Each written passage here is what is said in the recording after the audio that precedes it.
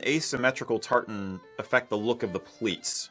Or is there a special kind of a set you should be using, or a way of pleating an asymmetrical tartan? What's the deal with asymmetrical tartans? Sure. What's the deal with asymmetrical tartans? Sorry, that was my horrible sign. Now I have to edit that out. Yeah. I think you're going to edit a lot out of this one. Yeah. Asymmetrical tartans.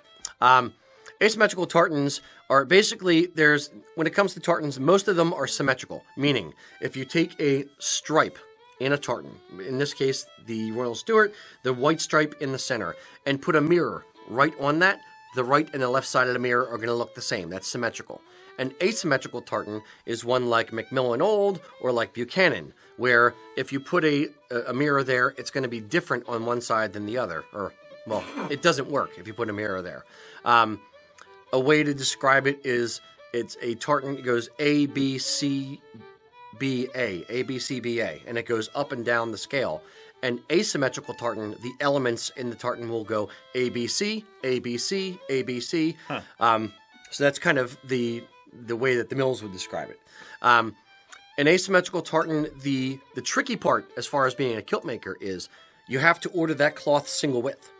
If you order it double width, where a normal tartan, you actually, when it comes double width, you cut it off right in the middle and you just turn it like this, so you have the good selvage edge and the good selvage edge matching up on the bottom, and then you just splice it in the middle, and then you make your kilt. For an asymmetrical tartan, you can't do that. When you do this, you are reversing the order of the ABC, ABC to CBA, CBA. So what you actually have to do, if it's double width, is cut it in the center and then line it up and just shift it down. The problem is now this is a cut edge, so you have to hem the cloth.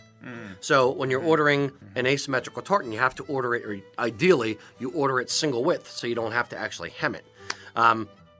Most of the mills, when you have an asymmetrical tartan, will sell it to you single width as well. Now, in pleating, outside of what I just talked about in setting up the kilt, there's not a lot to be tricky about pleating on an asymmetrical tartan. You just have to realize that going down the center of the front apron, you're not going to have a stripe with mirror image on both sides of the center stripe, because it's not a mirror image. It's going to be one thing on one side and a different thing on the other side.